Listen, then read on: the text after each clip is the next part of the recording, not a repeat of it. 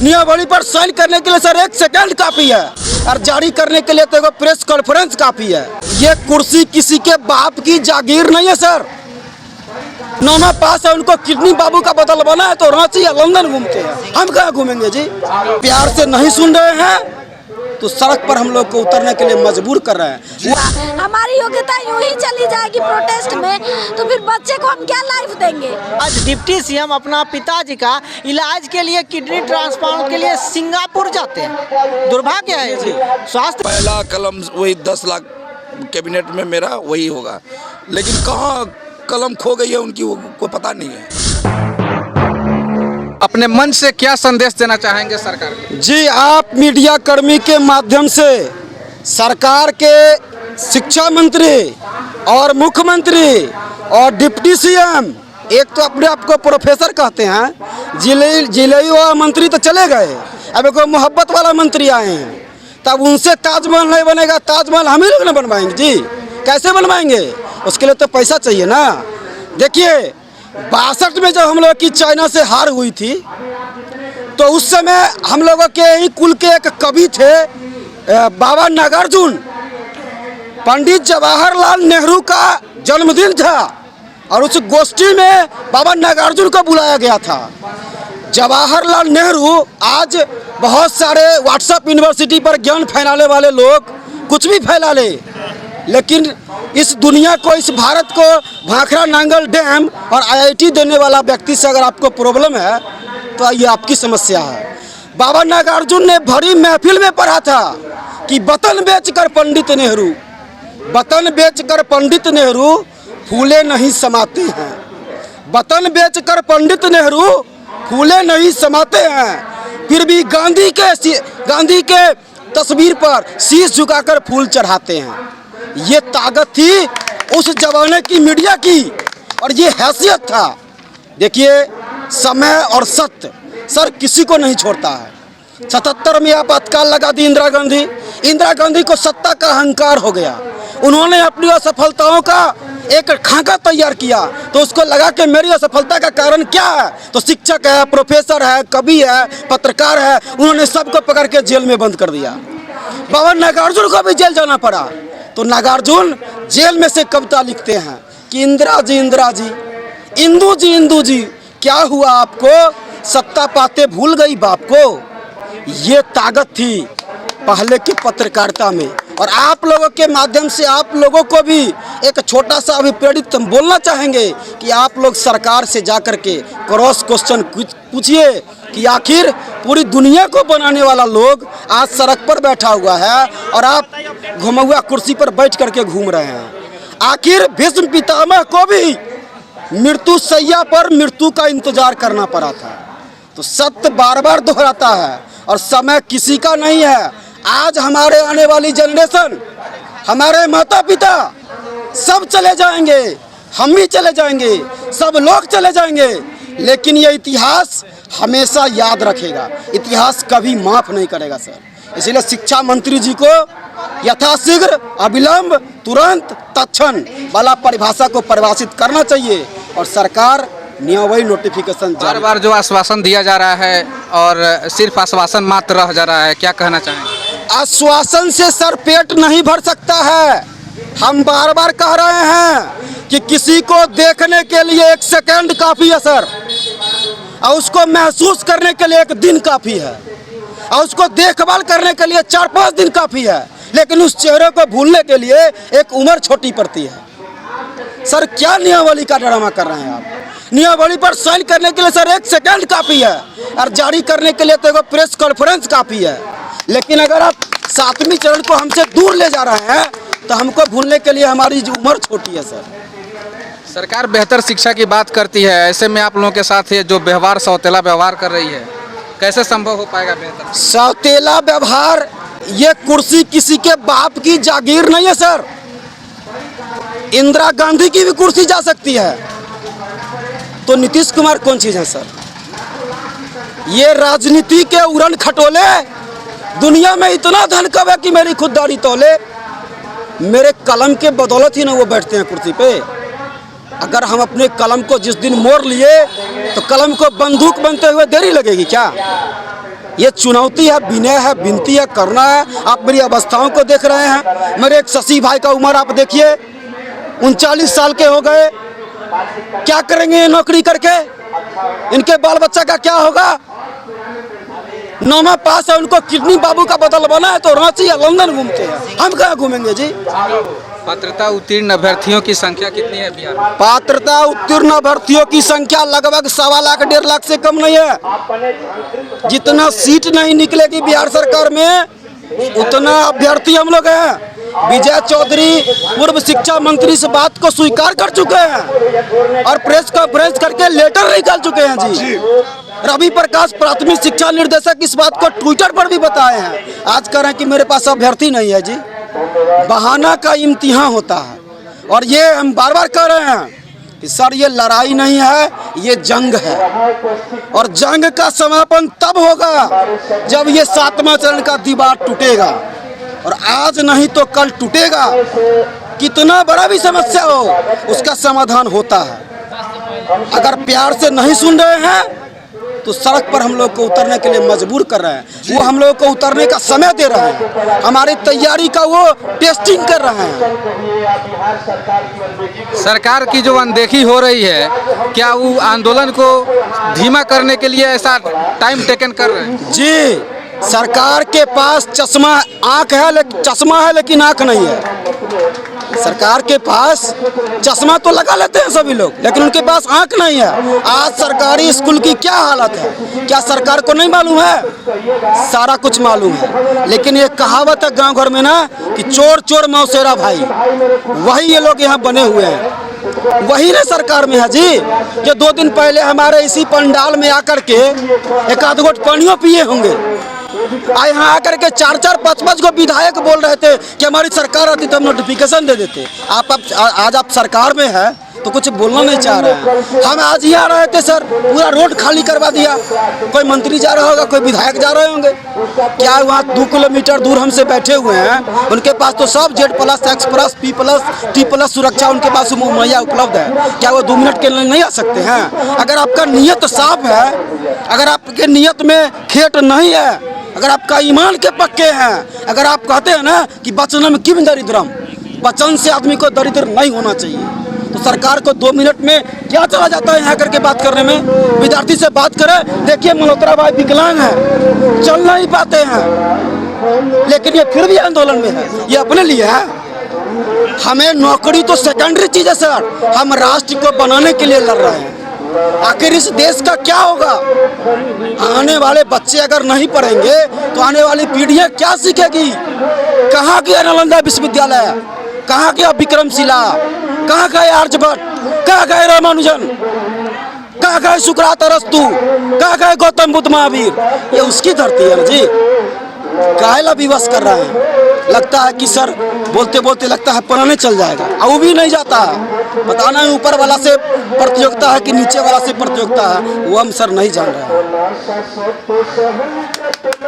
Sir मेरा यही message है कि सरकार क्यों नहीं हम लोग की बात सुन रही है, क्यों शिक्षकों को रोड पे बैठाई है?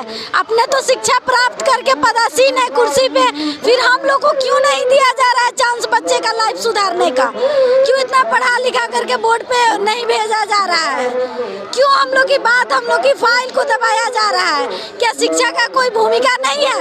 विदाउट शिक्षा के वो उस चेयर पे बैठे हैं, शिक्षा का कोई महत्व नहीं है। अगर उनको उचित शिक्षा मिली है तो हम शिक्षकों का इज्जत करें और हम शिक्षकों को बोर्ड पे भेजें, ताकि हम लोग अपना एनर्जी बोर्ड पे लॉस करें। यहाँ रोड पे लॉस करने से कुछ नहीं होगा। हमारी योग्यता यूं ही चली जाएगी प्रोटेस्ट में, तो फिर बच्चे को हम क्या लाइफ देंगे?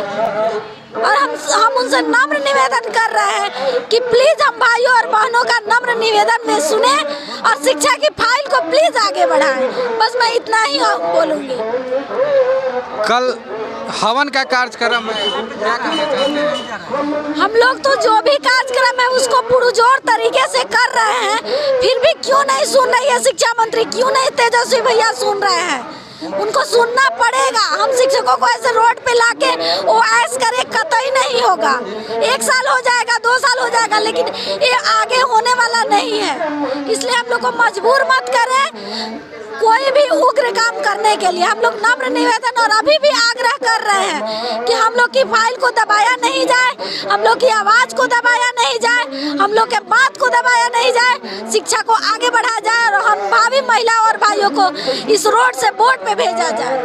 सरकार से मांग कर रहे हैं कि हमको 7वें चरण की विज्ञप्ति दिया जाए, लेकिन सरकार जो कि रूलर पार्टियां हैं अभी, उस समय अपोजिशन में था तो वो आते थे यहाँ और हम लोग से झूठे रस्में झूठे वादे करके चल गए, और अब जब जाते हैं तो कहता है कि थोड़ा इंतज़ार कीजिए, धैर्य से रहिए। और बिहार की शिक्षा व्यवस्था और स्वास्थ्य दोनों का बड़ा दुर्भाग्य है सर कि आज डिप्टी सीएम अपना पिताजी का इलाज के लिए, किडनी ट्रांसप्लांट के लिए सिंगापुर जाते हैं। दुर्भाग्य है जी।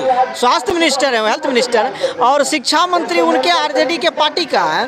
तो ये कैसी शिक्षा व्यवस्था, कैसा ये राष्ट्र का निर्माण करेंगे जब गुरु को रोड पर बैठा दिया है। एक ज़माना था कि इस पाटलिपुत्र की धरती से दुनिया के कई भागों पर, कई द्वीप पर यहाँ से शासन चलता था। बिल्कुल बिल्कुल। रोम दूसरे नंबर पर था, पाटलिपुत्र पूरे दुनिया में पहला नंबर पर यह शहर था पाटलिपुत्र, और रोम की परिधि आधी थी पाटलिपुत्र की परिधि। आपका सर अंतिम लड़ाई आप कितना दूर तक ले जा सकते हैं 7वें चरण के लिए सर? देखिए सर, कुछ लोग कहते हैं कि करो या मरो। अरे भाई, करेंगे नहीं तो मर जाएंगे तो क्या मिलेगा? मरने से पहले कुछ कर गुजरना है। हम लोगों को अपने ही वतन में अपने हक के लिए ये रोड पर जो है भीख मांगना पड़ता है सरकार से। ये हिटलरवादी शासन व्यवस्था, एक समय था कि हिटलर ने पूरा दुनिया को जीता, लेकिन समय जब आ गया तो क्या हुआ? हिटलर मतलब आप क्या करके मरना पड़ा हिटलर को। उसी तरह से हिटलरवादी जो शासन व्यवस्था का सरकार है, इसको भी सुसाइड करना पड़ेगा। तो आप सर तेजस्वी को, नीतीश कुमार को हिटलर कह रहे हैं क्या? क्यों नहीं कहेंगे? हमारा मौलिक अधिकार है, कॉन्स्टिट्यूशन ने हमें अधिकार है, हमारा फंडामेंटल राइट है, हमें अपने हक के लड़ाई के लिए लड़ूंगा, अंतिम सांस तक लड़ूंगा। जी, आप घनानंद के वंशज हैं, आप शिक्षक हैं, घनानंद भी शिक्षक थे, नंदवंश को वही खत्म किया यहाँ से। आप लोग की भी तैयारी उसी दिशा में तो नहीं सर बढ़ रही है? देखिए सर, कहता है कि एशिया का 5% भूभाग पर सिकंदर ने कब्जा किया तो विश्व विजेता हो गया, और हमारे यहाँ तथाकथ बुद्ध की धरती है। ये जो है लाइट ऑफ एशिया कहा जाता था, ये जो कितना पूरा एशिया को ही कब्जा कर लिया था सत्य अहिंसा के बल पर। तो समझिए, हम लोग के यहाँ नालंदा विश्वविद्यालय, तक्षशिला, विक्रमशिला सब थे। तो आज कहते हैं विश्व गुरु कैसे था? उस समय था, तो अभी क्यों नहीं बनेगा विश्व गुरु? फिर से सोने की चिड़िया क्यों नहीं बनेगा? क्योंकि सब गुरु को यहाँ रोड पर बैठा दिया है। तो गुरु को यहाँ स्कूल में होना चाहिए, ब्लैक बोर्ड पर होना चाहिए, तब ना एक अच्छे समाज का बच्चे पढ़ाई लिखेंगे, अच्छे राष्ट्र का निर्माण होगा। क्या प्रमुख मांग है जो सरकार नहीं मान रही? बस वही हम लोग का 1 to 5 से 6 to 8 7वां चरण प्राथमिक विज्ञप्ति हम लोग को सरकार मांग है हम लोग का, लेकिन सरकार सुन नहीं रही है, अंधी बहरी सरकार। और जो है क्या कहते हैं कि हम लोग 4 साल से मतलब रोड पर हैं। तो बताइए, हम लोग जब 4 साल से रोड पर हैं तो हमारे ये 4 साल से वो जो हमारे देश के बच्चे हैं वो भी तो 4 साल से रोड पर होंगे, वो कहाँ से शिक्षा प्राप्त करेंगे जब हम लोग स्कूल पहुँचबे नहीं करेंगे? तो ये सारा चीज़ पूरा राजनीति कर रहे हैं ये तेजस्वी सरकार भी और जाकर के नीतीश जी भी।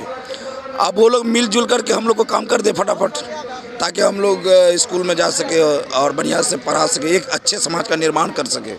मुख्यमंत्री होने से पहले तेजस्वी आश्वासन वगैरह दिए थे? हाँ जी, क्योंकि आंदोलन हम लोग आज से थोड़ी है, आज 2019 से आंदोलन चल रहा है। तो उसमें अभी तो वो सरकार में, पहले वो विपक्ष में थे, तो यहाँ का आश्वासन दिया हम लोग को तेजस्वी भैया, जो तुम लोग घबराओ नहीं, हो जाएगा काम। हाँ, और हमारा सरकार बनेगा, हम कर देंगे। पहला कलम वही 10 लाख कैबिनेट में मेरा वही होगा, लेकिन कहाँ कलम खो गई है उनकी, वो कोई पता नहीं है, और अभी तक शायद नहीं मिले हैं। आप सोचे हो सकता है कि 1-2 दिन में मिल जाए तो कर दे हम लोग का काम। तो प्रयास किए हैं इधर सरकार बनने के बाद मिलने के? सरकार बनने के बाद बहुत प्रयास किया गया, बहुत मिले हम लोग जाके, वो लोग तो अब पहचानने से इनकार कर रहे हैं। जब उनकी कुर्सी छूट जाएगी फिर हम लोग को पहचान लेंगे, बस यही बात है, और क्या कहें आपको। आंदोलन का क्या रूपरेखा है? आंदोलन का रूपरेखा यही है कि आज कैबिनेट बैठक में अगर हम लोग का नियमावली प्रस्ताव पारित हो जाती है, मोहर लग जाती है, तो हम लोग थोड़ा नॉर्मल हो जाएंगे। उसके बाद 10 दिसंबर को उन्होंने बोले हैं, पेपर में भी मतलब दिया है कि नोटिफिकेशन जारी कर दिया जाएगा। यदि जारी कर देते हैं तो बस हम लोग घर चल जाएंगे, अन्यथा उग्र आंदोलन होगा और इसको कोई संभाल नहीं पाएगा। इसलिए क्योंकि अभी तो हम लोग 1.5 लाख विद्यार्थी हैं, उनका माँ है, बाप है, भाई बहन है, तो इतना सारा जो वोट है सरकार गिराने देंगे, छोड़ देंगे? जब हमारा पेट में भूख है, हम खोजेंगे ना भाई मेरा कोई अच्छा नेता जो हम लोग का दुख दर्द समझे। उम्मीद थी हम लोग का तेजस्वी यादव भैया से, लेकिन अब उम्मीद में वो खरा नहीं उतर रहे हैं। अभी तक हम लोग समय भी दे रहे हैं कि आप थोड़ा सा हम लोग का काम कीजिए, तो सरकार रहेगी आपकी, नहीं तो आपकी भी जाएगी। कल हवन का या फिर क्या कल कुछ आंदोलन का रूपरेखा बदल रहा है? हाँ देखिए, कल हवन मतलब का प्रोग्राम का कार्यक्रम का प्रोग्राम है हवन का, और उसमें जो है कि शिक्षा मंत्री नीतीश जी और जो हमारे मुख्यमंत्री हैं, और तेजस्वी भैया जो हमारे उप मुख्यमंत्री हैं, उन सबको सद्बुद्धि सद्ज्ञान दे ऊपर वाला।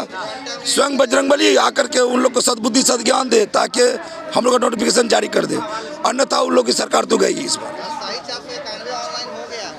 मैंने कार्यक्रम है हवन का, उस पर थोड़ा ब्रीफ कर दीजिए फर्स्ट बार, ठीक है ना? है ना? बिल्कुल। आंदोलन को लेकर क्या रूपरेखा तय की गई? जी, कल जो 30 नवंबर है, तो 30 नवंबर के दिन हम लोग माननीय शिक्षा मंत्री, माननीय मुख्यमंत्री और माननीय डिप्टी सीएम, उप मुख्यमंत्री के सद्बुद्धि के लिए हवन कार्यक्रम रखे हैं, ताकि ईश्वर से हम लोग कामना करें कि वो लोग जो परिभाषित बयानबाजी रटाया शब्द बोल रहे हैं कि तुरंत, तत्क्षण, अतिशीघ्र, अविलंब, अगले महीना, पिछले महीना, इन बातों को वो भूल करके उन्हें सही उच्चारण के साथ कि वो बोलें कि कब नोटिफिकेशन और नियमावली हम लोगों की जारी हो रही है। इसीलिए कल पूरे बिहार के तमाम 38 जिले से सीटेट बीटेट पास अभ्यर्थी भारी संख्या में शक्ति प्रदर्शन के साथ अनिश्चितकालीन चल रहे गर्दनी बाग आंदोलन स्थल पर हम लोग हवन करेंगे। हवन कार्यक्रम के बाद आंदोलन को और उग्र करने की भी जी, विपक्षी पार्टी का अल्टीमेशन सरकार को चेतावनी दे दिया गया है कि अगर सरकार 10 तारीख तक सीटेट बीटेट प्राथमिक बहाली के संबंधित कोई अगर तर्कपूर्ण नियत संगत निर्णय नहीं लेती है तो वो शीतकालीन सत्र को नहीं चलने देंगे। ये तो उनका स्टेटमेंट है। हम लोगों का भी ये, कृष्ण के द्वारा मेरा नाम भी हुआ कन्हैया, इसलिए कृष्ण का अंतिम चेतावनी है कि अगर इस शीतकालीन सत्र से पहले सरकार अगर प्राथमिक नोटिफिकेशन बहाली नहीं जारी करेगी तो हम लोग डाक बंगला पार्ट 2, ये जो आप देख रहे हैं आगे पीछे, ये अभी पिक्चर कास्टिंग चल रहा है, फिल्म का रिलीज होगा डाक बंगला पर, और हम लोग 22 तारीख से भी बड़ा आंदोलन करेंगे। और जब तक तोड़ेंगे नहीं ना सर, तब तक हम लोग छोड़ेंगे नहीं, क्योंकि हम लोग कलम के सिपाही हैं और कलम का ताकत जो है दुनिया का सबसे बड़ा ताकत है। कोई कब तक महज सोचे, कोई कब तक महज सोचे, कोई कब तक महज गाए, कोई कब तक महज गाए, इलाही क्या ये मुमकिन हो कि कुछ ऐसा भी हो जाए। 7वां चरण मेरे याद में जागे और मैं 7वां चरण में घुल के सो जाए, ऐसा कौन सा दिन आएगा? 3, साढ़े 3, 4 साल से हम लोगों की रात अच्छे ढंग से नहीं कट रही है। ऐसा लग रहा है कि हम लोगों के जिंदगी से सूरज ही खत्म हो गया है। तेजस्वी जी चम्मच के कटोरे में जन्म लिए और महाराजा के बेटा थे तो महाराजा बने हुए हैं। 9वां पास करके आप कहते हैं थोड़ा इंतजार का मजा लीजिए, और हम लोगों का बरखी होने का अवस्था आ गया सर। 38-39 साल का उम्र है सर, घर परिवार नहीं हुआ, शादी नहीं हुआ है सर, कौन करेगा? आखिर इस दुनिया के भोगने वाले वही हैं, हम लोग यहाँ के मुख्य दर्शक हैं, ताली बजाने के लिए आए धरती पर। इसीलिए चुनौती है, अहंकार है, करुणा है, विनय है, विनती है, याचना है कि सरकार को प्राथमिक चरण नोटिफिकेशन 128 जारी करना ही होगा, चाहे जिस रूप में हो। हम लोग तैयार हैं सरकार से लड़ने के लिए। थोड़ा पीछे सब लोग